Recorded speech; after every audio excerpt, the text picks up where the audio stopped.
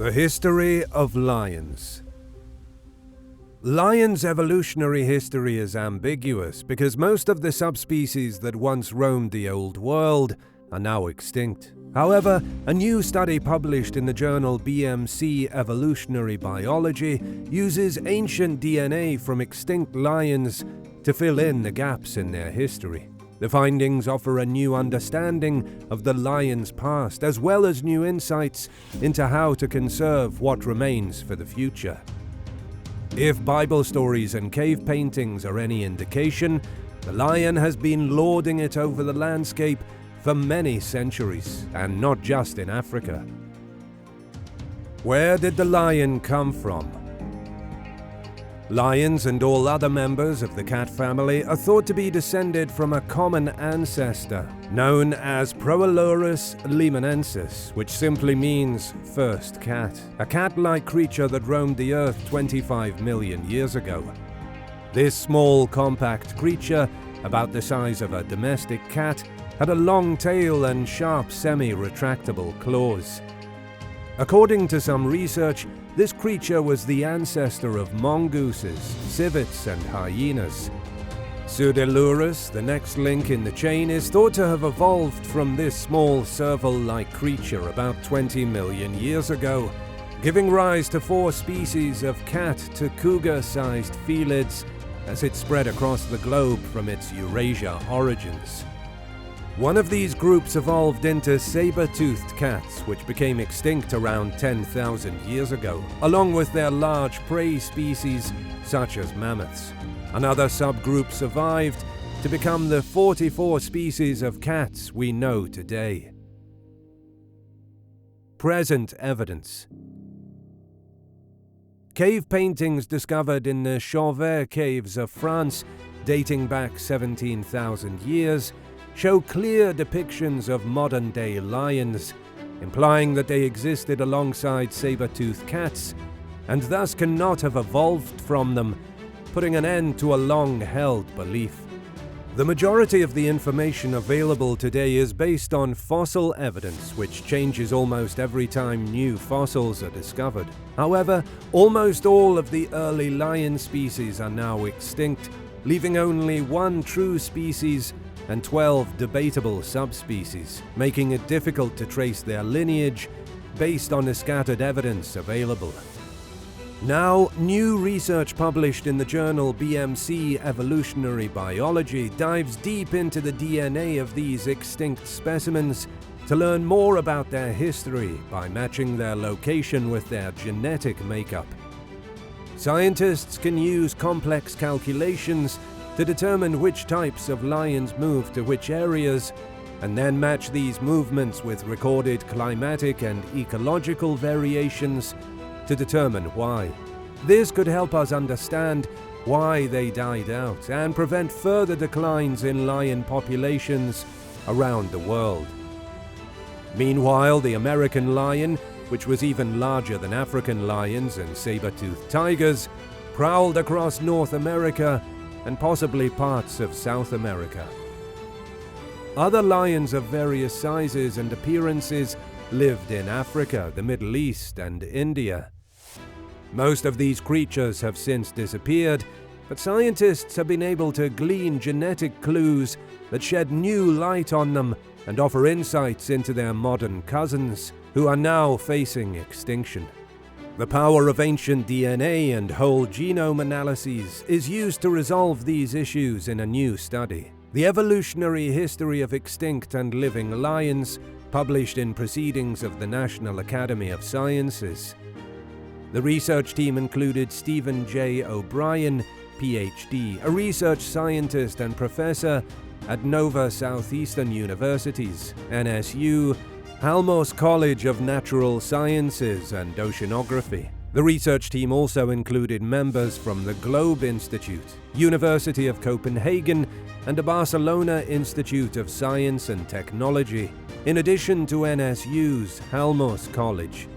They concluded that approximately 500,000 years ago, the ancestors of living modern lions and extinct cave lions diverged into distinct lineages.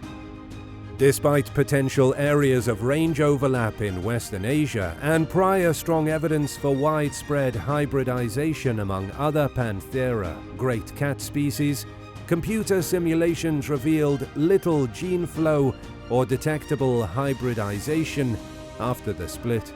This suggests that during the Pleistocene, unknown factors conspired to prevent effective breeding between the two lion types.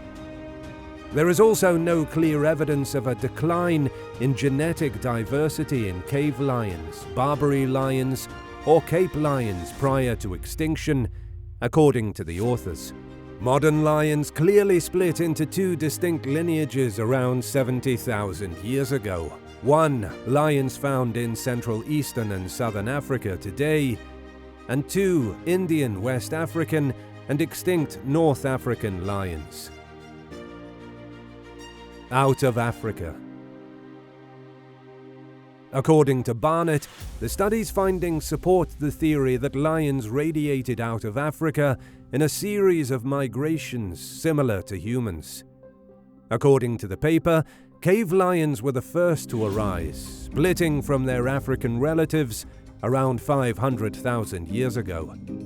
These lions then established slightly different traits. For example, from good cave art in Europe, we know that the males did not have manes, says Barnett. They migrated across Eurasia and into North America. Surprisingly, genetic analysis reveals that cave lions and ancestors of today's African lions did not interbreed. That's unusual because most big cats, including lions and tigers, are known to mate when given the opportunity, according to study co-author Marc de Manuel of the Institute of Evolutionary Biology in Barcelona.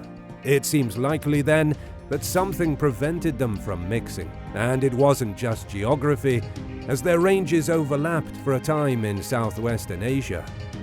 According to Barnett, this could be because cave lions lacked manes, which female African lions recognize as important indicators of fitness and virility. He speculates that other types of lions may not have seen male cave lions as viable mates. Another migration and separation occurred around 70,000 years ago when the ancestors of Asiatic lions split off. These lions used to roam from Saudi Arabia to India. According to Steve O'Brien, a research scientist at Nova Southeastern University, the small, isolated population in western India's Gir forest is all that remains. Conservation efforts have nearly tripled the population's size since the 1990s, but the population is highly inbred, with little genetic diversity.